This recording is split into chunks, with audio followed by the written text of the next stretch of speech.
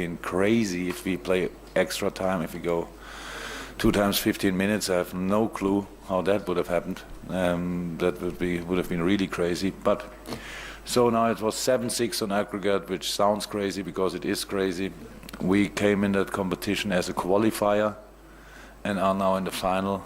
And I'm really, really happy for the boys. I'm really happy for the club. I'm really happy for our fans. It was a fantastic ride so far, and yeah, now we will go to Kiev, which sounds crazy, and but it is the truth.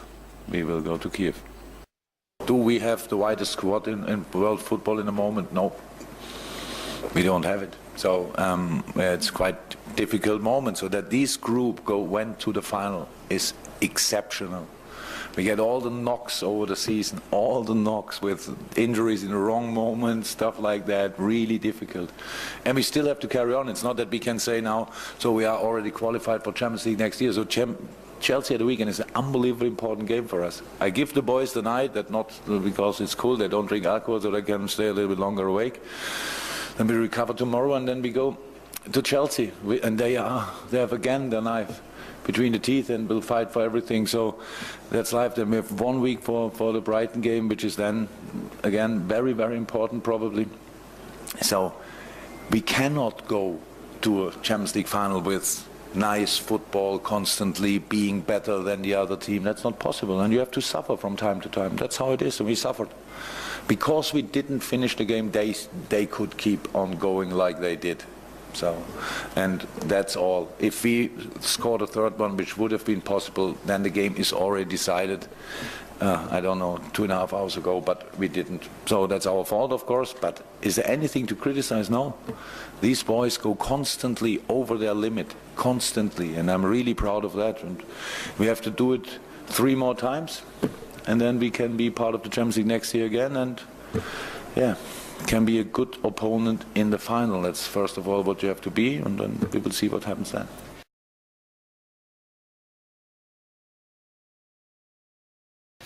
Yeah, all eyes on Kiev and their opponents, Real Madrid, who made it a bit nervous themselves, didn't they, against Bayern Munich? They did. I mean, they were nervous against Bayern Munich. They scored in the last minute and the last kick of the game against Juventus in the quarter-finals. So I think Real Madrid are vulnerable this year. I don't think they're as good as the previous two times they've got to the final. Have won it under Zidane. I think maybe it's an end of this team, maybe the end of the manager as well. But the thing that Liverpool have got to be wary of is Real Madrid's ability to step up in the big games. We were talking about Ramos, we're talking about Ronaldo, Cruz, Modric. These players, when they get to the big finals, they're used to it. It's just like a training game for them. It's a game that's almost impossible. It's a crazy game. Well, as Jürgen said, but it's almost impossible to predict as well. The only thing you would say, it's not going to end goalless, surely. No, it's not going to end goalless because both sets of defenders like to go forward and leave huge gaps at the back, and you'd say both keepers have got a mistake in them as well. So there will be goals.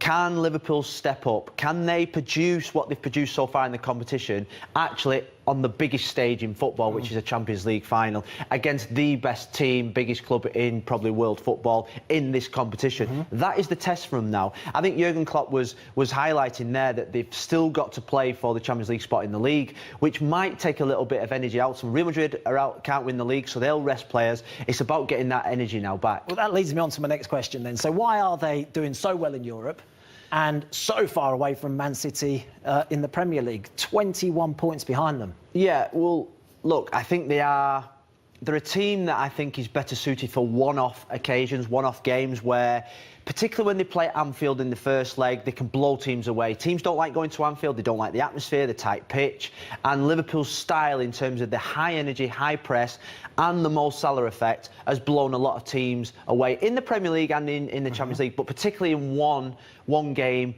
types of games. So I think they struggle over a season, but can they keep producing that type of high energy, high tempo performance, particularly sometimes against the lower teams? Yeah, we've done our best, haven't we, to try and have a look at why, some of the reasons why perhaps Liverpool are so far behind Man City and why they're not challenging for the title this season. Let's have a look at some of the reasons why. Points lost from losing positions. Just get it up.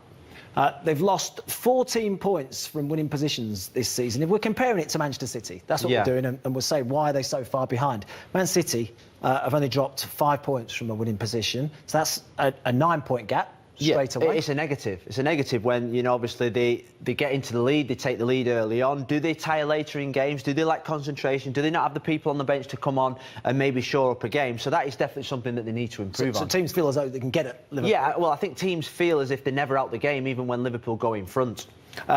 Most changes to a starting 11 as well, and it's something actually we've praised Jurgen Klopp a little bit this season because he's kept them fresh. I think the back end of last season they looked tired.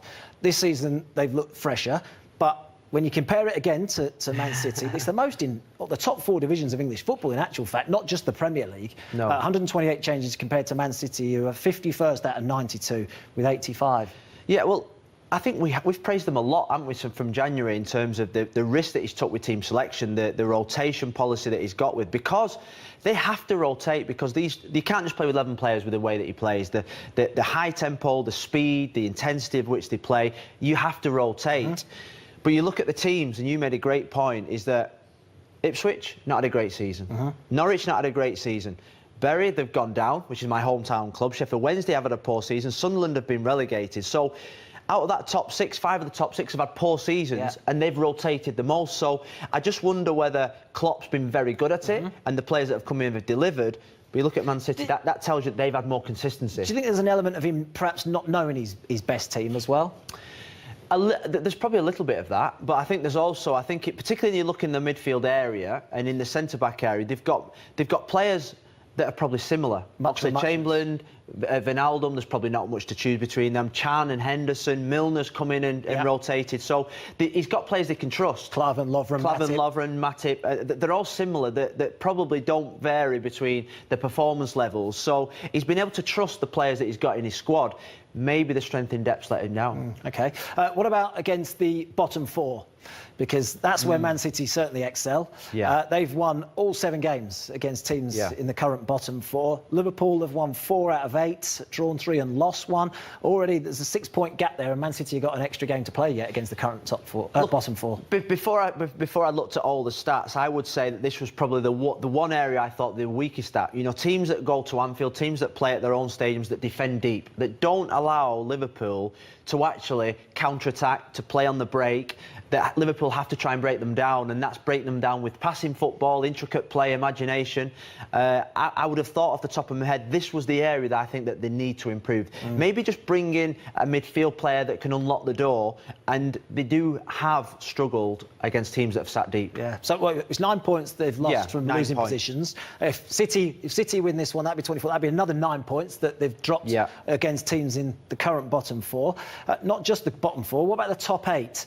Let's compare those, and actually Man City way ahead this time of Liverpool. Again, played a game more this time, but 16-point gap.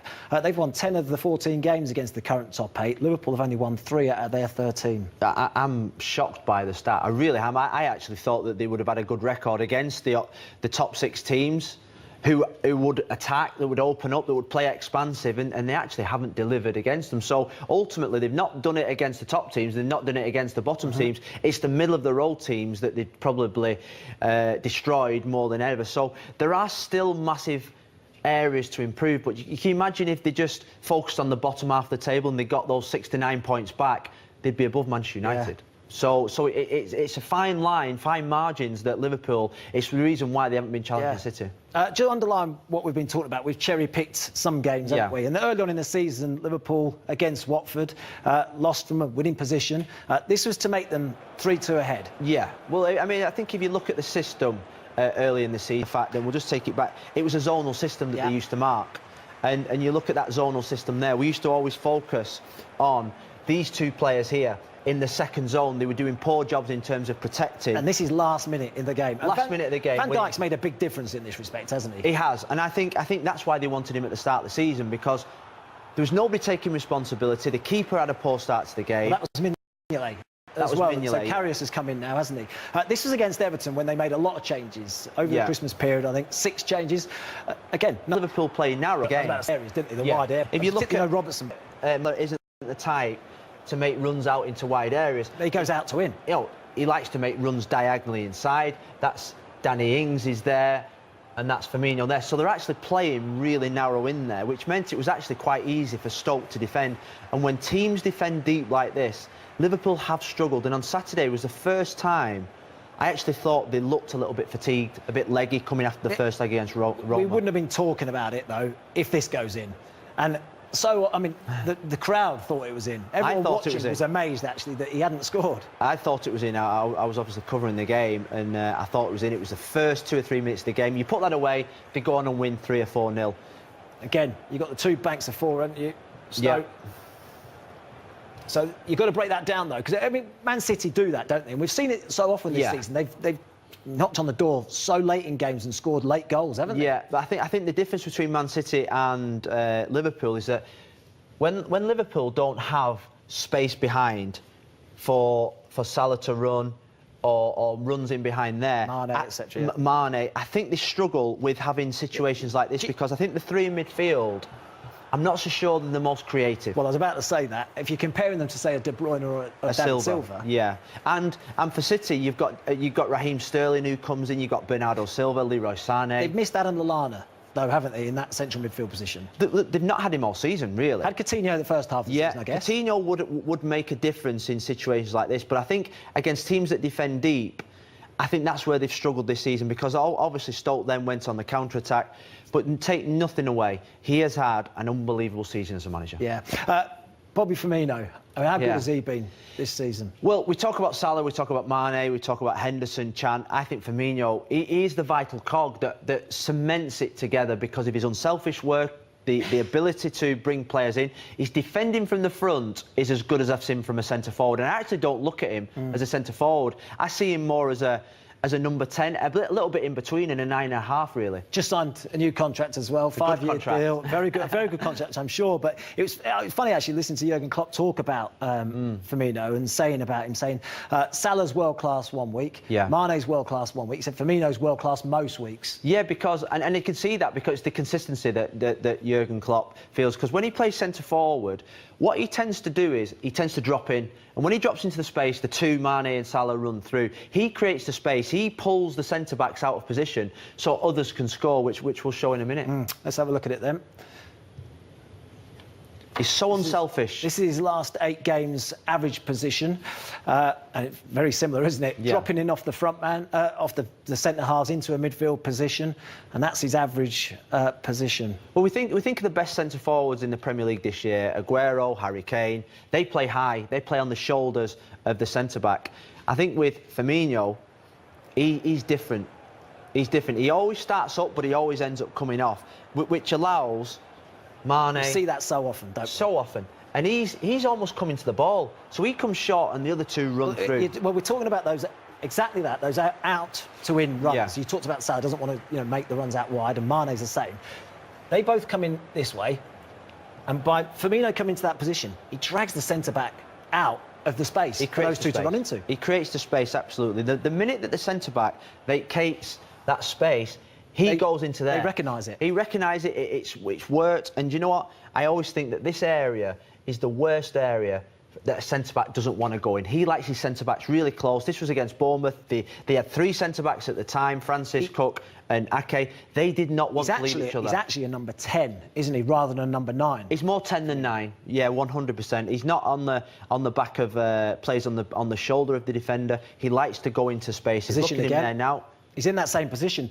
And it's not about now making that run to try and get in the box. He's standing still because he's already in the space, isn't he? He is. And I just wonder whether Liverpool, you see the spaces in there. He's in a number 10. He's in a number 10 position there. Bergkamp, Cantona, Zola, that type of position.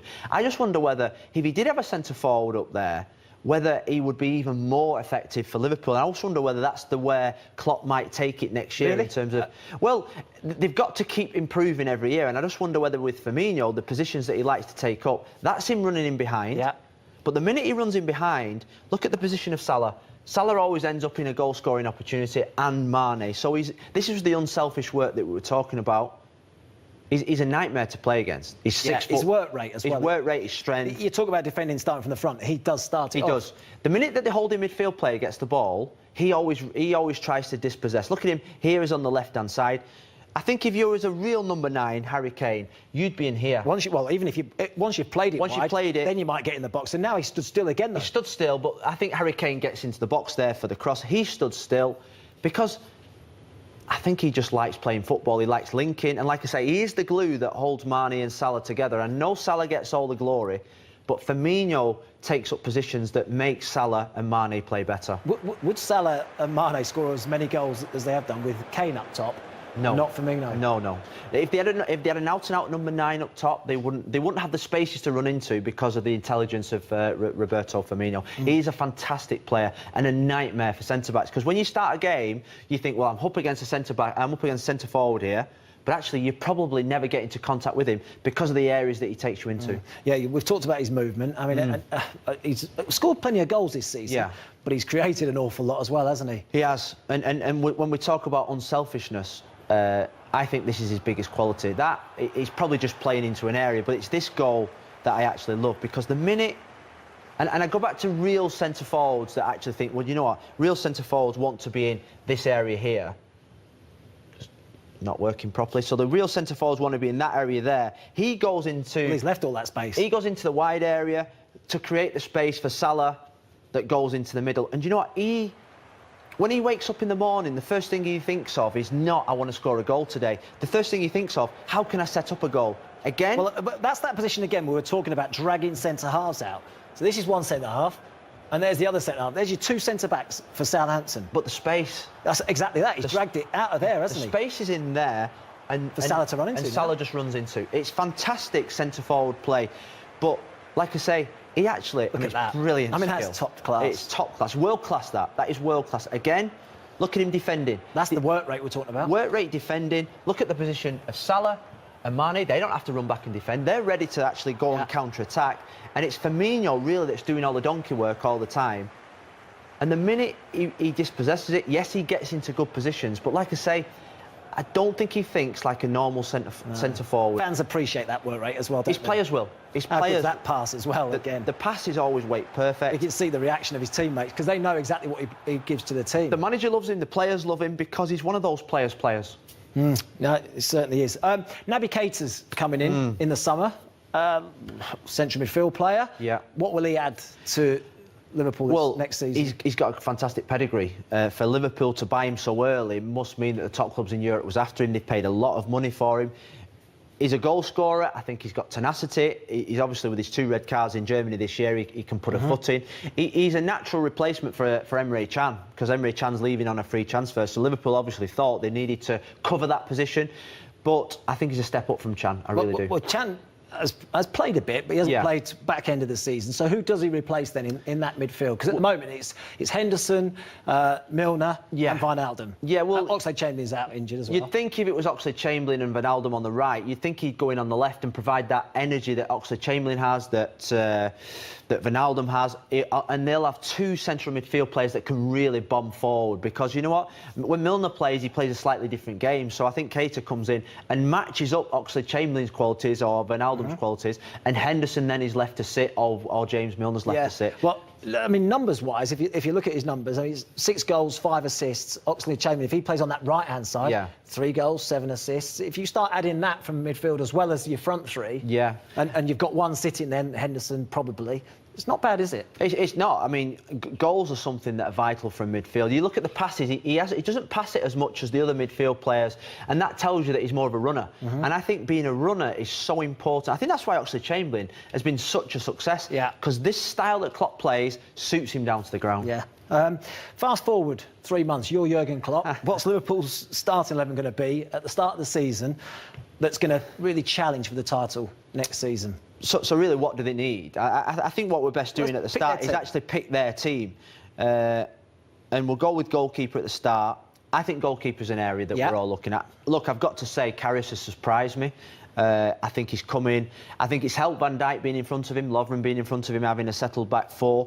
But there's still a mistake in him. We'll put him in the team. Put him in the team. Let's put his team that we think possibly will be. So, back 4? Well, Van Dijk goes in. Lovren probably. you'd say is probably number one. Alexander-Arnold at right back? Well, definitely Robertson at left back. I think that's Alexander-Arnold or Gomez. We'll go with Alexander-Arnold because of his form in the last couple of weeks. Okay. You go the midfield. Okay, let's have a look at the midfield. I think Henderson picks himself, really, because he's the captain. Yep, I think so, Henderson. With Oxlade-Chamberlain out, you go Wijnaldum. It has to be Wijnaldum and who else has been playing in midfield? Let's put Mane in on the left-hand side. Up top, Salah on the right.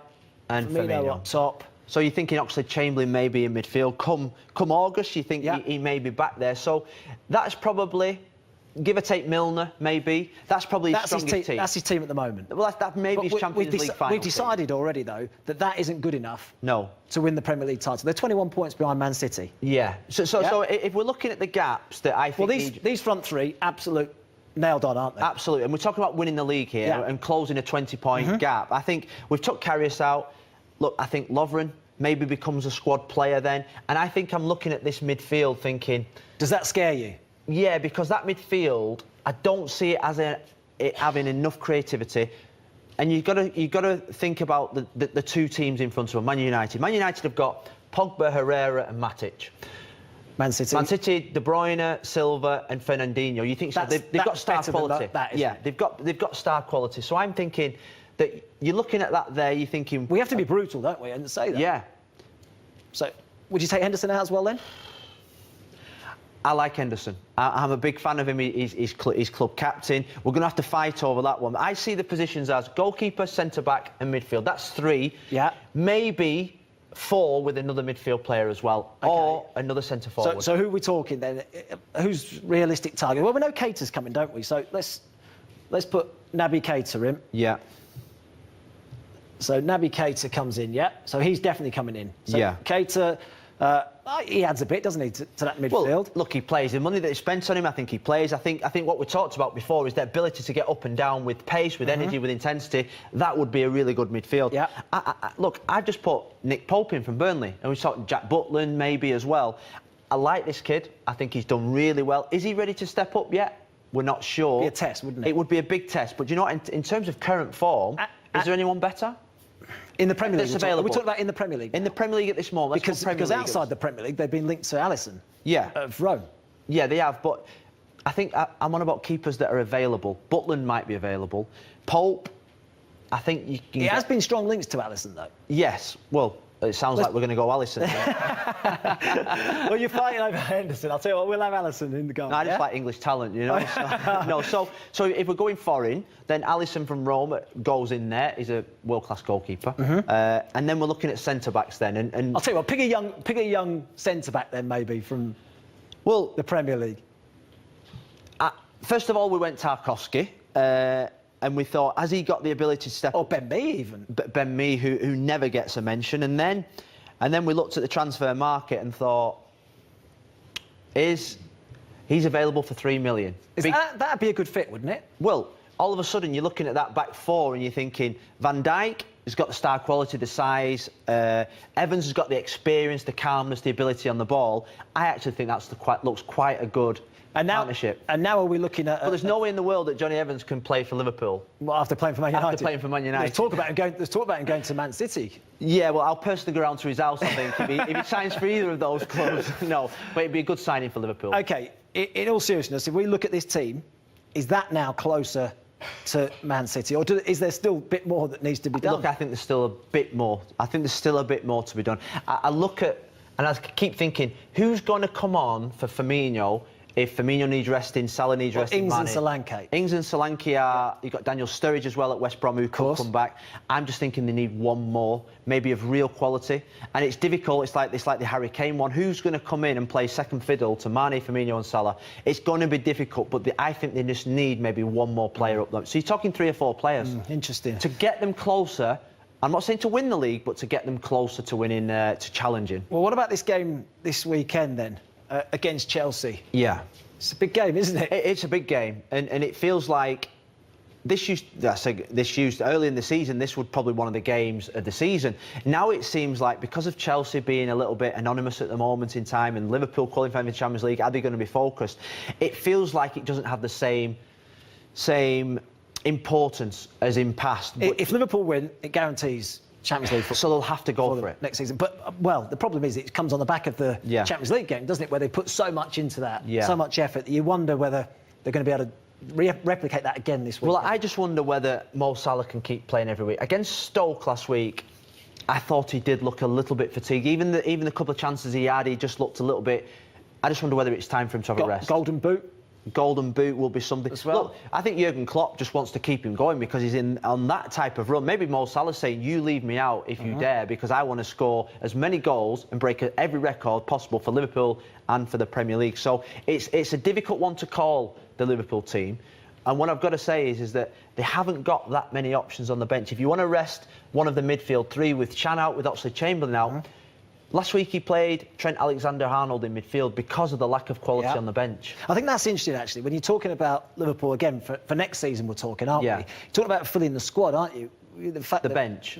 Exactly, the bench. So the people that can come on and make a change. If we compare it even to Chelsea's bench, you'd probably prefer Chelsea's bench to Liverpool's, wouldn't you? Well, you know, I was just thinking, if you put that bench to there, you'd probably say Liverpool might be title contenders next year, because you think you can bring Morata on. Well, if you're going to make 128 changes, then you've got to have quality on the bench. You've got to have quality, but you've got to have quality that'll score you goals, provide you goals, play in midfield, shore up at the back with experience. Do you know what I mean? So I think if you swap benches, all of a sudden you've got maybe a title-winning team. At the moment, that bench, and you're only as strong as your bench. I don't think that bench is strong enough to actually win Liverpool a league. Well, we've been Liverpool heavy. Let's just quickly talk about Chelsea. If they don't finish in the Champions League positions, do you worry that Willian, Hazard, potentially might not be at the club? Well, they didn't leave last time, did they? Last time they finished outside the Champions League, they didn't leave. I actually not a clue about Chelsea at this moment in time. I don't know where they are, what they're doing, what the focus is. I know they're in an FA Cup final, but I actually have no clue where they're at. I keep listening to their players talking, the manager talking. It's actually not very inspirational. If I was a Chelsea supporter, I'd be a little bit, where we're going with this, because ultimately they've not performed. They have to win this game, though. They have to win. So what do we think? Well, the thing with Chelsea is they've got to take advantage of the fact that they've played 3 massive games over the last 3 weeks, the last 10 days, and they've got to get out there. And these players, these front three, have got to perform. This player and this player in midfield have got to show the energy. And Chelsea have got to do to Liverpool what Liverpool normally do to other teams. They've got to steamroll them. So? Draw. I think with Chelsea, the necessity that they have to win, the fact that Liverpool have put so much into the Champions League, I'm going to go Chelsea. But it's certainly going to be fascinating. Right, we're going to take a little break now. When we come back...